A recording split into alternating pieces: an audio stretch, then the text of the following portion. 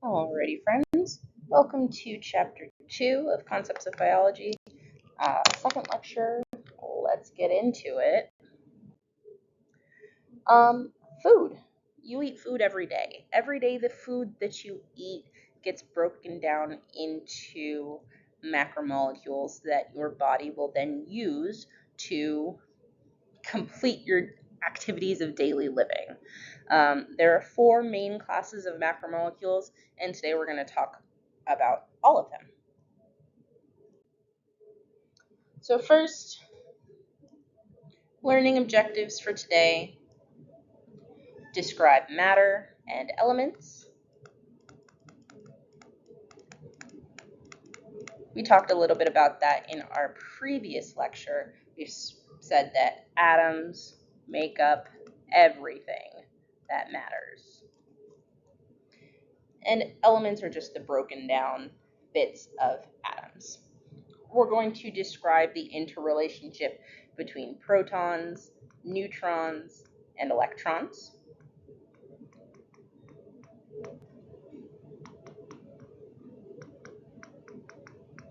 And then we're going to talk about all of the different ways that electrons can be donated or shared between atoms. This is just a special thing that we call bonding.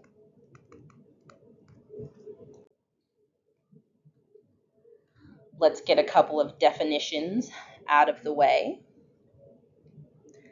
Matter is anything that occupies space and has mass. So anything that can take up any amount of space is matter. All matter is composed of elements. Elements are substances that cannot be broken down.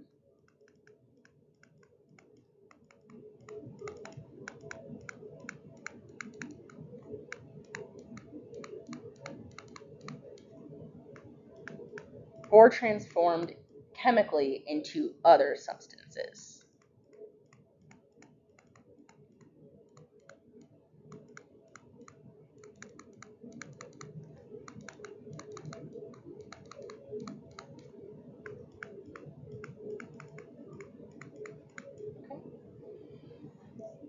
We find that each element is made up of atoms that have a unique number of protons, neutrons, and some other unique properties. Okay. This is a model of an atom. So in the center of that atom, you have your protons and your neutrons. Neutrons have a neutral charge. Protons are positive, and electrons are negative. And the protons and neutrons hang out in the nucleus of the atom.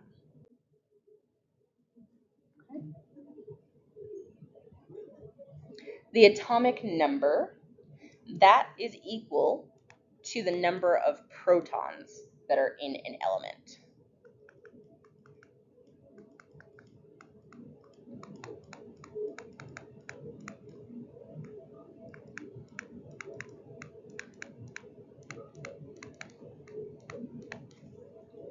The atomic number is something that we talk about, and then the mass number is the number of protons and neutrons.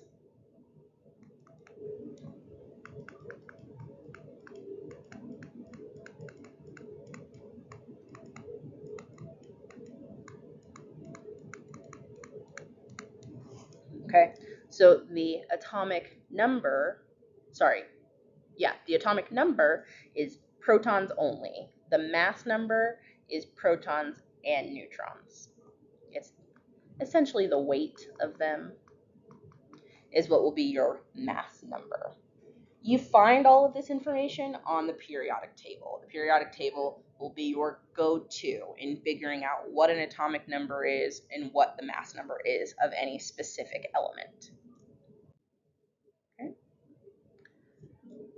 Like it shows you here, when you're looking at any kind of symbol on the periodic table, 1, or the atomic number will be in that top left corner. I don't know if this is left or right.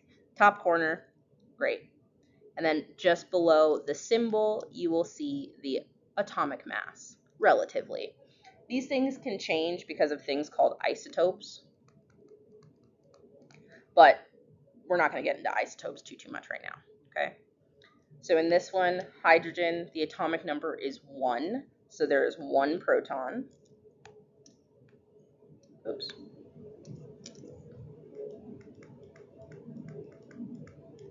And then the mass number is about 1.01. So the weight of both the proton and neutron is about 1 AMU, atomic mass unit.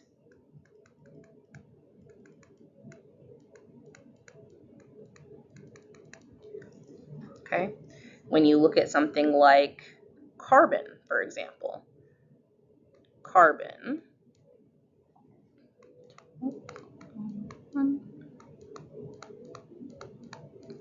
that's what this looks like. So carbon has 6 protons, and then the weight of the protons and neutrons is about 12 AMU. That's how you would read that. Okay? Your body is full of elements. It's not just oxygen and hydrogen, all right? You've got oxygen, you've got carbon, you've got hydrogen, you've got nitrogen, and you've got a bunch of other chemicals, right? There's things like salt, NaCl, you've got potassium is just K, you've got sodium, all kinds of stuff that exist in your body as an element.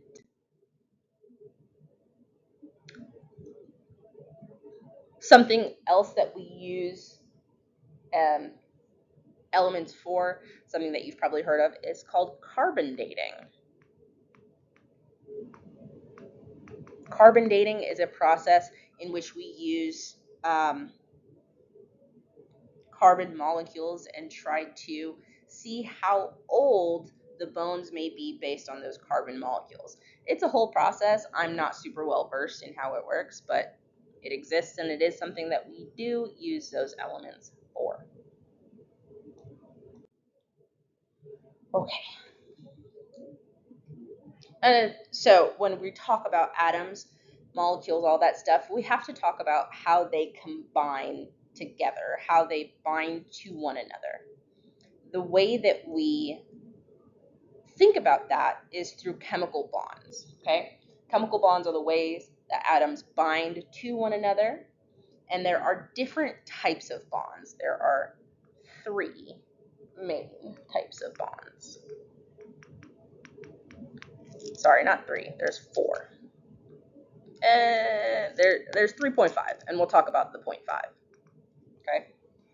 The first one is going to be ionic bonds. These are your strongest bonds, okay? In an ionic bond, an atom will gain or lose an electron.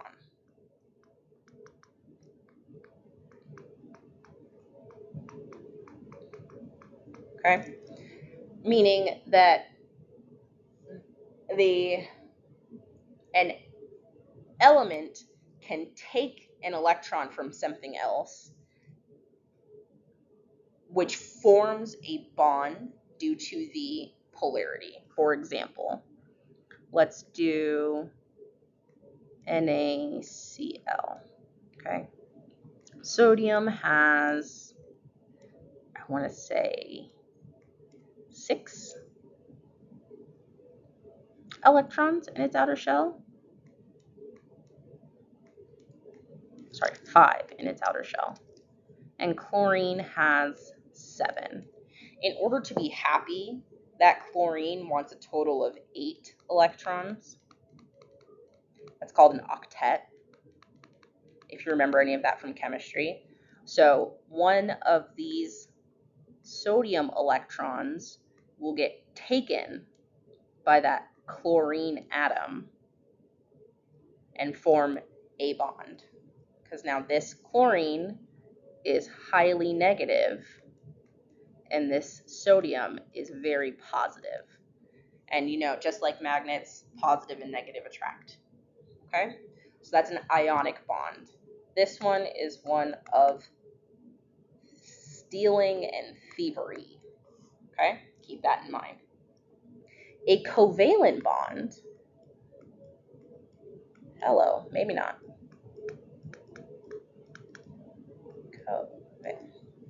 You get what I'm trying to say here. Sorry guys, 1 second. A covalent bond is one in which atoms will share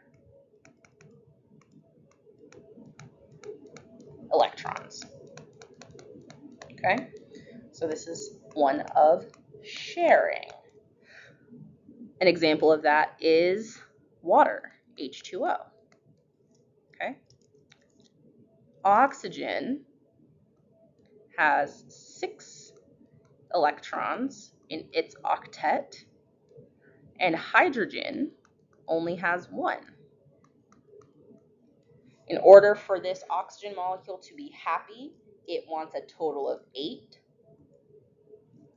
And the hydrogen, in order to be happy, wants a total of 2.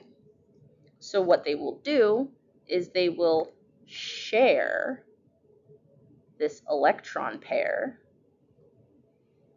so that everybody's happy. Everybody's happy all the time. This hydrogen now has 2, this hydrogen has 2, and this oxygen at any given time could have 8. Okay? That is a covalent bond. And then the last one that we talk about is hydrogen bonds.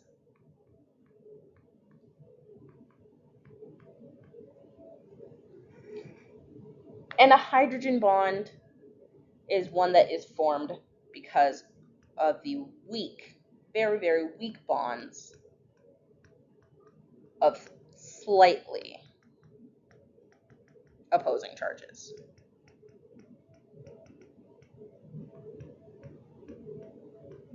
Okay? That's hydrogen bonding. Hydrogen bonding is your weakest form of bonding. Ionic is your strongest. The 0.5 that I kind of talked about earlier, they are van der Waals interactions.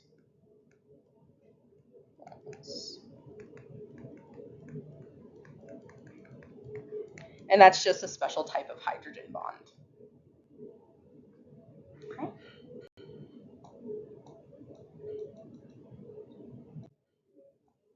So again, this is that ionic bond. One electron is getting stolen by the other atom. Covalent bond, again, it's that sharing. Polar covalent just means that there's a positive charge on one side and a negative charge on the other. So this side would be the positive side. This side would be the negative side because oxygen is significantly more electronegative than a hydrogen is. Okay. Non-polar covalent bond, these all have the same charge. So nothing's really too crazy about all of it. Okay. And then another example of a non-polar covalent. Neither side is particularly more positive or negative than the other. Okay.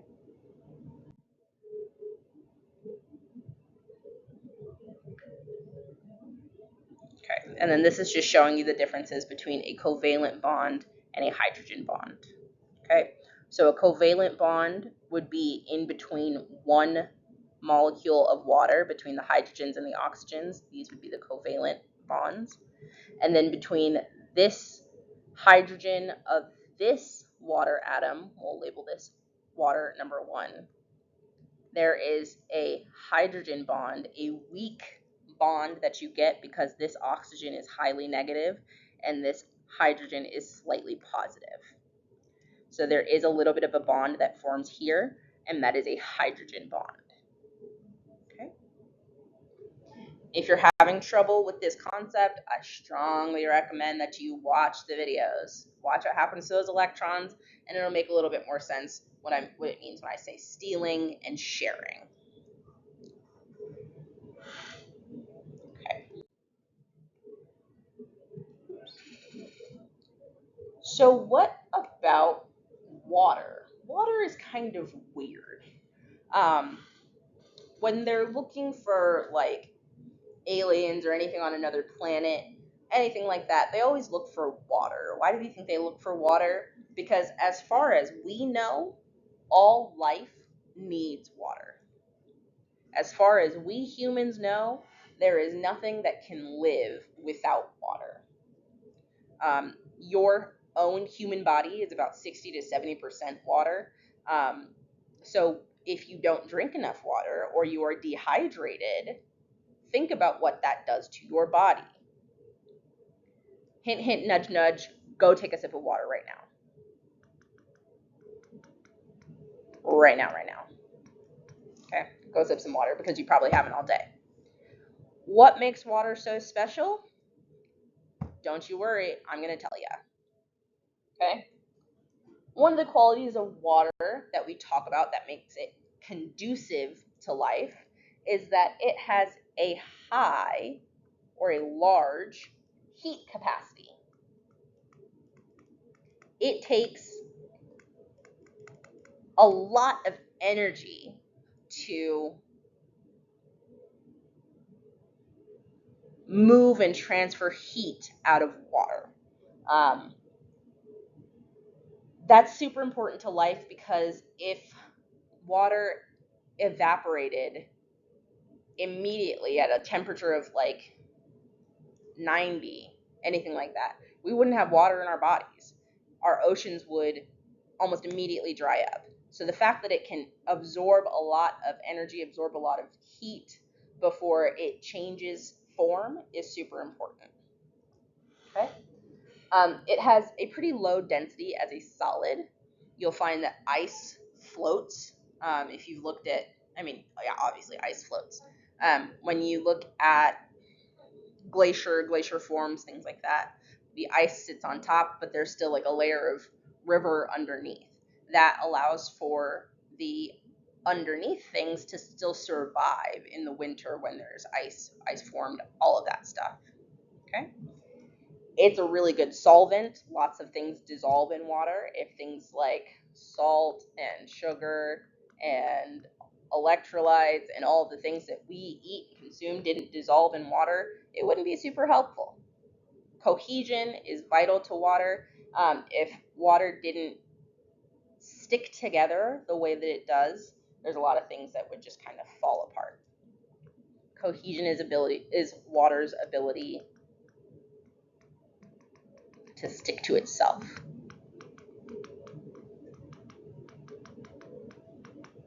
Age-old question, is water wet?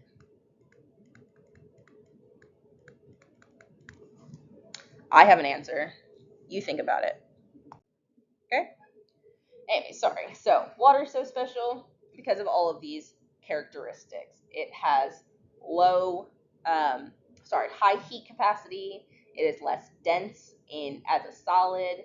It is great at dissolving things, and water sticks together to keep itself intact.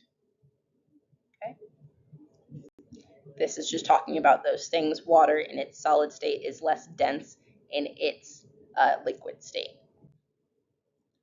Great at dissolving things because water likes to form around. Water itself is a polar molecule, so it helps dissolve other polar molecules. Surface tension is what that cohesion is kind of talking about and looking for. The surface tension of the water is what's keeping this needle floating on its surface. Something else that you may have heard us talk about in science is the pH scale. The pH scale is a measure of the amount of hydrogen ions in a substance. Okay. In more layman's terms, a lot of hydrogen ions means something is incredibly acidic, which means that its pH is low. Okay, so the lower a number is on the pH, the more acidic it is. Right until you hit about 7. 7 is about neutral. And then anything above 7 is what we would call basic. Okay.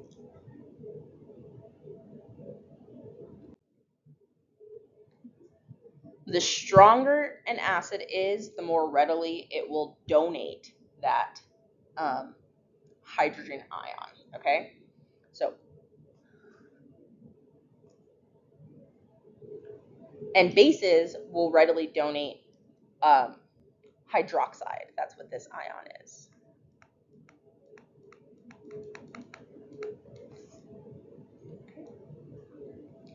So acids are substances that provide hydrogen ions,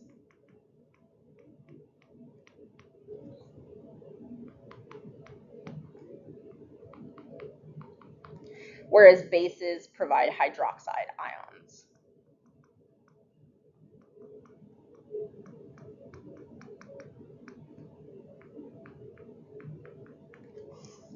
And then we'll raise the pH. Okay.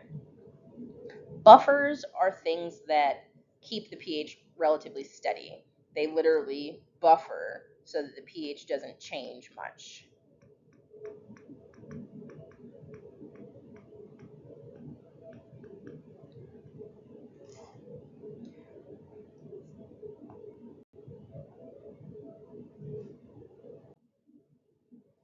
Okay, cool.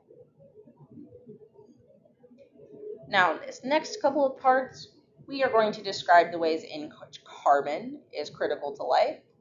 We'll explain the impact of slight changes in amino acids on organisms. We're going to talk about the 4 main types of biological molecules, also known as macromolecules.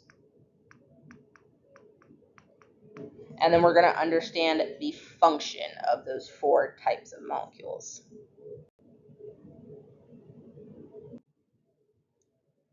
This is a video. I'm not sure if it lets you guys click on this video and watch it. But if you go on YouTube, crash course, macromolecules, you'll get some good information about macromolecules, how they work in the body, how they function in the body, all of that stuff. We're also going to talk about it here, so don't go too far, but it's there. Why is carbon so special?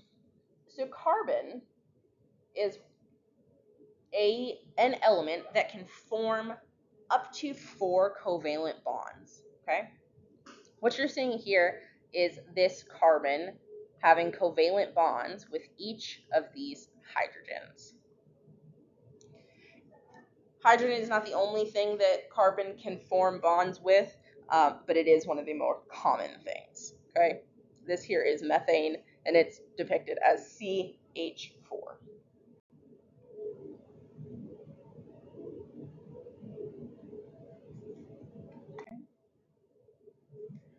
So this is just showing you all of the different ways that carbon can bind to things.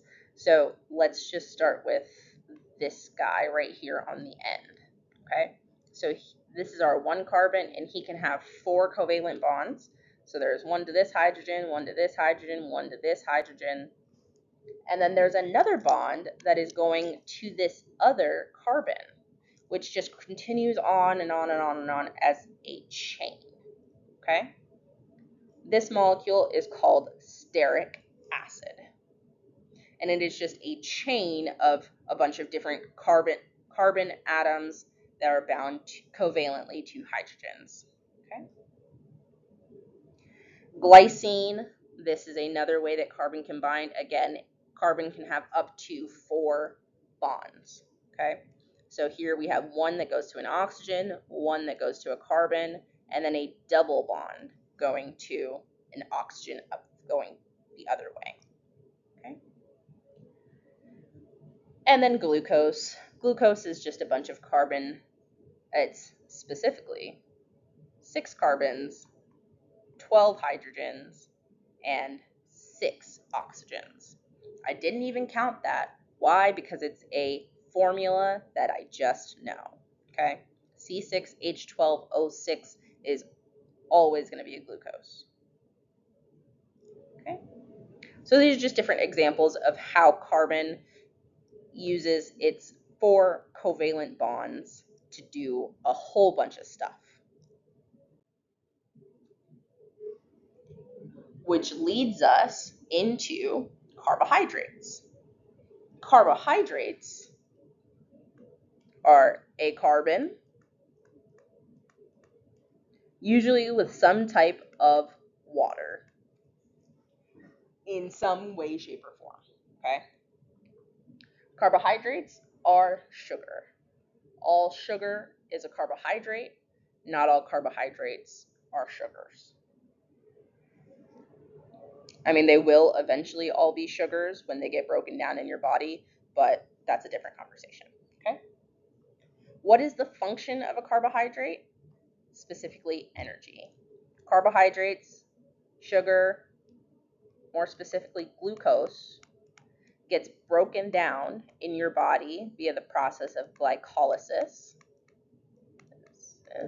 That's not how I spell glycolysis, which makes you some other things that will then go through the electron transport chain to make ATP. So the process of making ATP, which is, again, your body's currency, energy currency, starts with sugars, glucose. What types of foods have carbs? All kinds. You got bread. What are your favorite carbs? Mine are bread, for sure. Tortillas. Anything that is a bread-like, is a baked good, anything that has sugar in it is going to have some carbs in it. There are some different types of carbohydrates.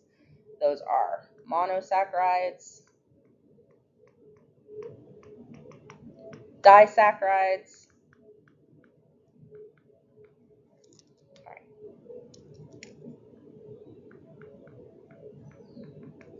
and polysaccharides.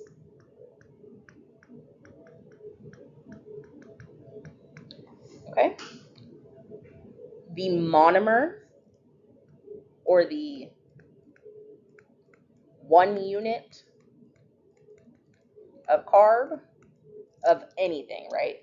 The monomer is just one of a single macromolecule. In this case, the monomer is going to be those monosaccharides.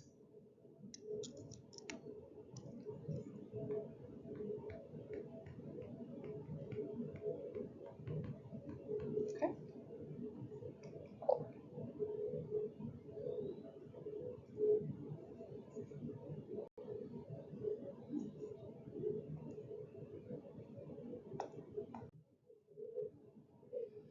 Okay. Glucose, galactose, fructose, these are all monosaccharides. Okay. They're isomeric, which basically just means that they have the same chemical formula. They're all C6H12O6. It's just in slightly different arrangements. Okay, so same chemical formula, slightly different structures.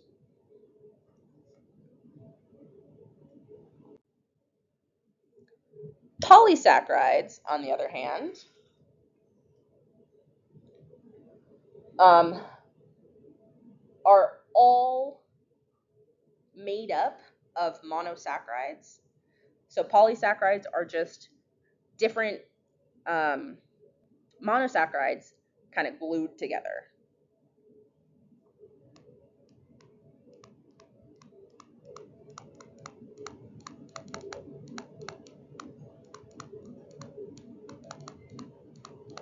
They're glued together via a couple of different reactions, either a dehydration reaction, in which you lose a water,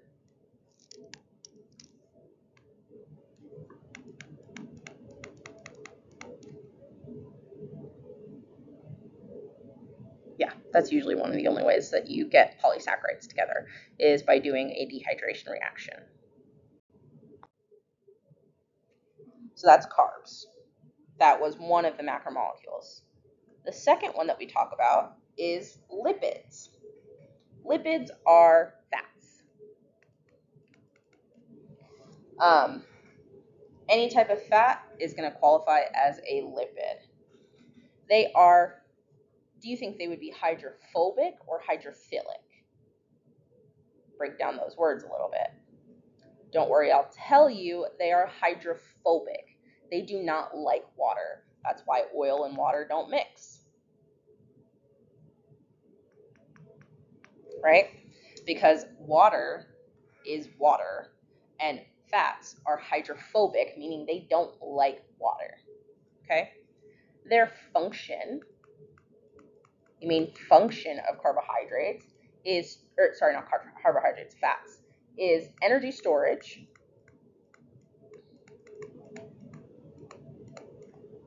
insulation, water repellent,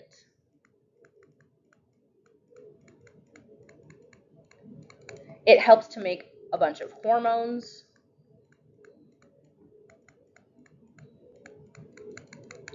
and is vital in making up cell membranes.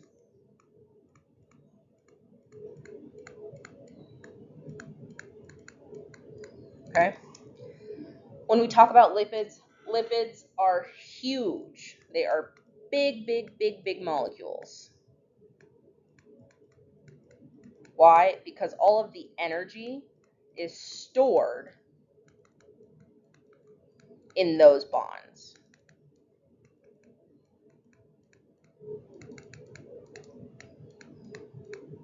Okay? So lipids do quite a bit. Having fat on your body is necessary. Okay?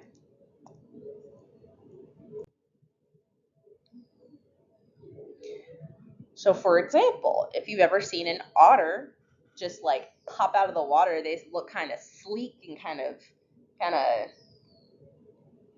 I don't know how else to describe it, but by sleek. And because there are some hydrophobic lipids in their fur that protects them from getting too wet. Okay. There are many different types of lipids. Things like triglycerides, phospholipids, steroids, things like that.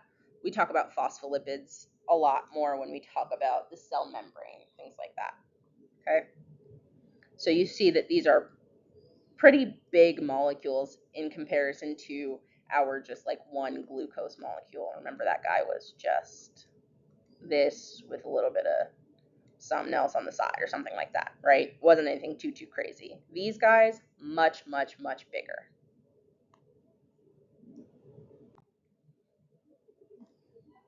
Okay. Something that you may have heard of throughout your life are trans fats or cis fats. I'm sure you've probably never heard of cis fats, but trans fats, okay? So in the process of, for lack of a better word, cleaning some of these fats, sometimes the orientation changes a little bit. When I say a cis fat, I just mean that their hydrogens are on the same side. versus a trans fat in which some of the hydrogens are on opposite sides. Okay. This changes kind of how the molecule will react in certain situations, in certain spaces. Okay? But that's kind of the up and down of lipids. Getting into the next macromolecule number 3, we've got proteins. Oftentimes in lectures and things like that, you may see me write protein like that. That is just my shorthand for protein because I don't want to write the word out a million times.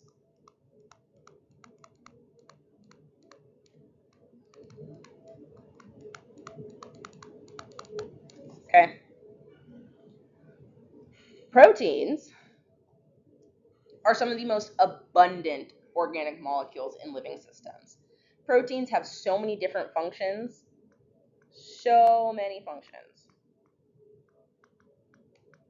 And something that you will hear me say oftentimes in biology is that structure informs function. Okay?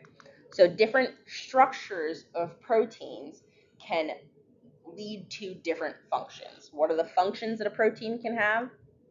They can be,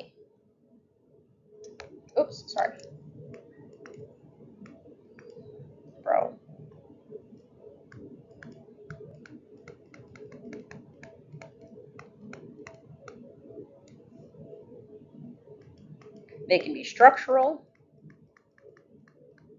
They can be regulatory. They can be contractile.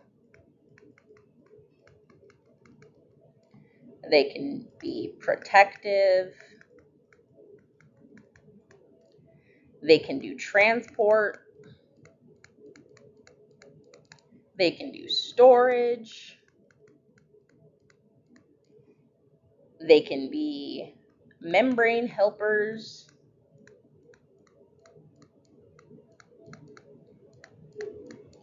They can be enzymes. All kinds of stuff. Proteins do a lot. Something else that can happen to proteins, they can be denatured. When a protein is denatured, that just means that it can no longer go back to its original form.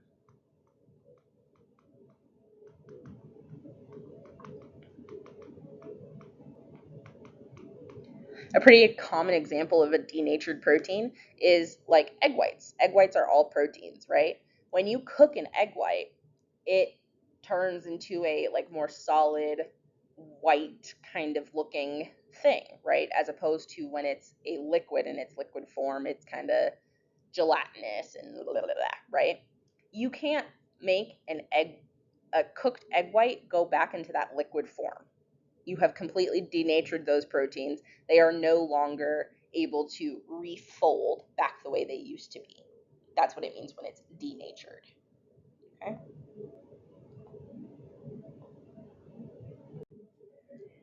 The monomer, I don't want that red. The monomer for a protein is an amino acid. Okay. An amino acid is made up of a centralized carbon that is bonded to an amino group, a carboxyl group, a hydrogen atom, and then something fun and special as the fourth. Okay. There are 20. Don't quote me on that. I want to say it's 20. Yeah, there are 20 different amino acids that make up every single protein that we've ever eaten, dreamt, made, or thought about, at least that we know of.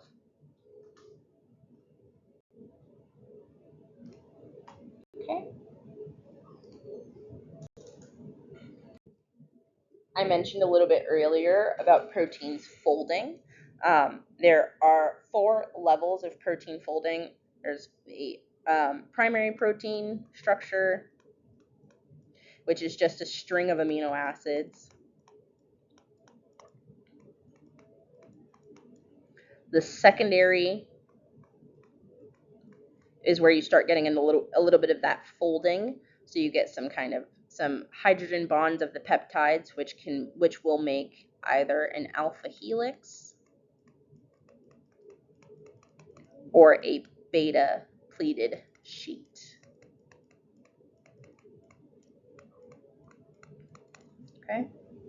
And then you get into tertiary folding. Tertiary. Okay. And that's where you get a little bit more of that side to side folding, all of that stuff.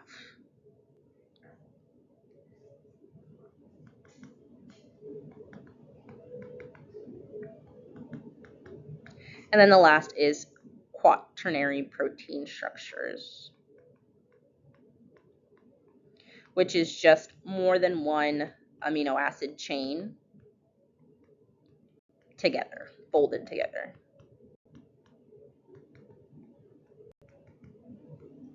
Okay. So that's kind of protein basics. And then the last macromolecule that we talk about are nucleic acids. Nucleic acids carry all of your genetic material. They are your genetic blueprint. They carry all of the instructions for a functioning cell. You see nucleic acids in DNA and RNA. There are 4 main nucleic acids, and then a super secret special 5th one that we'll talk about later. They are adenine, thymine, cytosine, and guanine.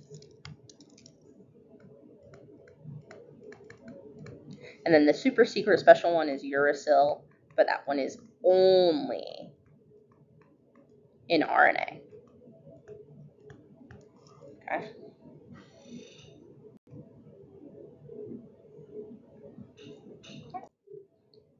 This is a double helix DNA molecule. You can see all of these guys that are kind of bridging the gap towards one another. These are your nucleic acids. A binds to T and C binds to G. Okay.